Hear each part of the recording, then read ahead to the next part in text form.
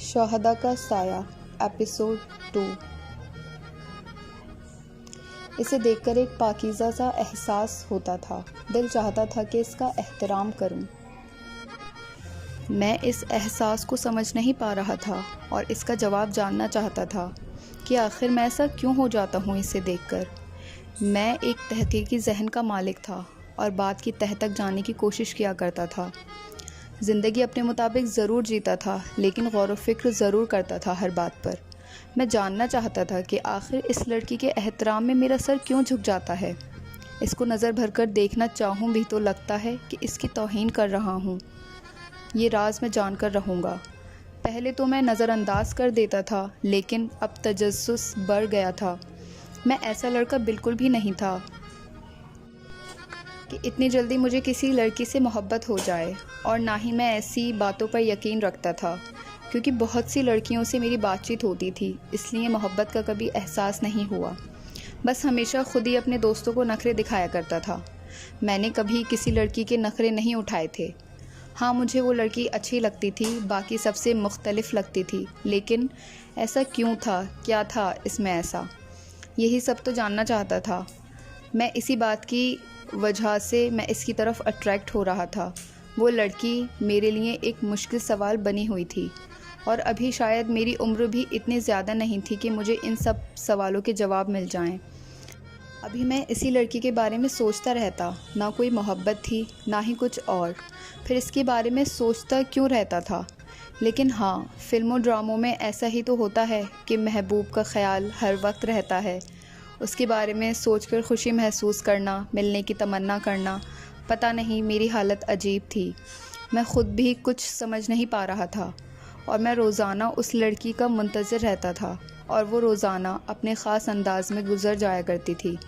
یہی سب چلتا رہا، اور پھر ایک دن میں نے سوچا کہ اگر ایک قدم آگے بڑھ لیا جائے تو شاید میں کچھ جان سکوں۔ اور پھر میں نے سوچا کہ آج اس کا پیچھا کروں گا تو شاید اس کے گھر کا معلوم ہو جائے کہ یہ کہاں رہتی ہے۔ اتنے میں وہ لڑکی آتی ہوئی دکھائی دی، اور میں بہت خوش ہوا۔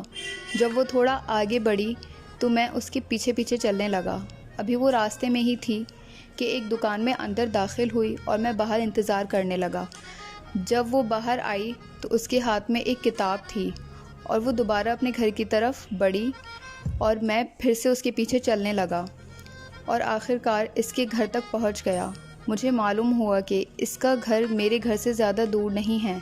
آج میں بہت خوش تھا، اور خوشی خوشی گھر لوٹا کہ آج جو پہلا قدم اٹھایا اس کا مجھے فائدہ ہوا، اور دوسرا منصوبہ بنانے لگا۔ فاطمہ نے مجھے دیکھا اور کہا، ابان بھائی، خیریت تو ہے نا؟ آج بہت خوش نظر آ رہے ہو۔ میرا دل چاہا کہ اسے بتاؤں، پھر سوچا پچھلی بار کی طرح اب بھی میری بات کو مذاق میں ہی لے گی۔ پھر میں خاموش ہو گیا۔ اس سے کہا، جی ہاں، کیوں، آپ کو میری خوشی اچھی نہیں لگ رہی کیا؟ فاطمہ بولی، ابان صاحب، آپ میرے بھائی ہیں، اور بہنیں اپنے بھائیوں کی خوشی کی دعائیں کرتی ہیں۔ میں تو بس وجہ جاننا چاہ رہی تھی۔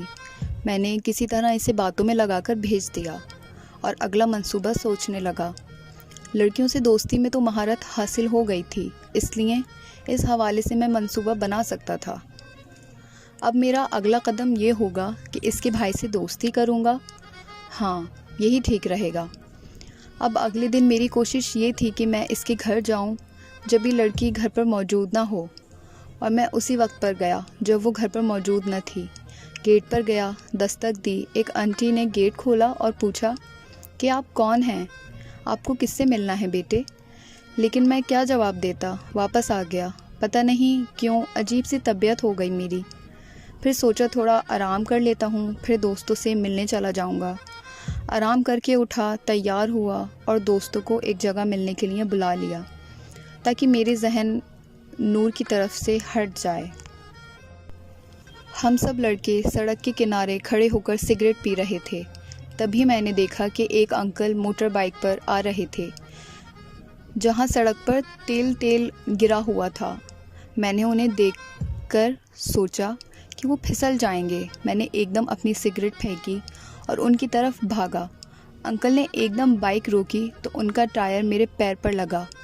میں نے بتایا، انکل، کیونکہ آپ رفتار سے آ رہے تھے اس لیے میں نے آپ کو روکا۔ انکل نے مجھے گلے سے لگایا اور میں نے ان کی آنکھوں میں آنسو دیکھے۔ میں بولا، انکل اب تو آپ بچ گئے ہیں تو آپ کیوں رو رہے ہیں؟ وہ بولے، آج ایسا لگا کہ جیسے میرا بیٹا مجھے خود بچانے آ گیا ہو۔ انکل کچھ کہنے لگے تھے کہ میں نے بات کاٹی اور کہا کہ آئندہ آپ اپنا خیال رکھیے گا۔ انکل نے کہا، تمہیں بھی تھوڑی چوٹ آئی ہے، تم میرے ساتھ میرے گھر چلو، اس طرح میں بھی تمہارا احسان اتار دوں گا، تم بالکل میرے بیٹے جیسے ہو۔ انکل مجھے اپنے گھر کی طرف لے گئے۔ یہ تو نور کے گھر کا راستہ تھا۔ میں حیران ہوا۔ انکل نور کے گھر کے آگے رکے۔ میں سمجھ گیا کہ یہ اسی گھر کے فرد ہیں۔ میں نے کہا، انکل یہاں سے میرا گھر نزدیک ہے، میں چلا جاؤں گا، آپ پریشان نہ ہوں۔ لیکن انکل نہیں مانے اور مجھے اندر لے گئے۔ اندر داخل ہوتے ہی میں نے ایک خوبصورت جوان کی تصویر دیکھی جس پر لکھا ہوا تھا کہ السلام علیکہ یا عقیل زینب۔ ہم اندر چلے گئے۔ اسی جوان کی کافی چھوٹی بڑی تصاویر دیوار پر نظر آ رہی تھیں۔ مجھے مہمان خانے میں بٹھا کر انکل خود میرے لیے شربت لینے چلے گئے۔ مہمان خانے کی دیوار پر بھی اسی خوبصورت جوان کی تصاویر لگی ہوئی تھیں۔ انکل آئے تو میں نے سوال کیا، انکل یہ تصاویر کس کی ہیں؟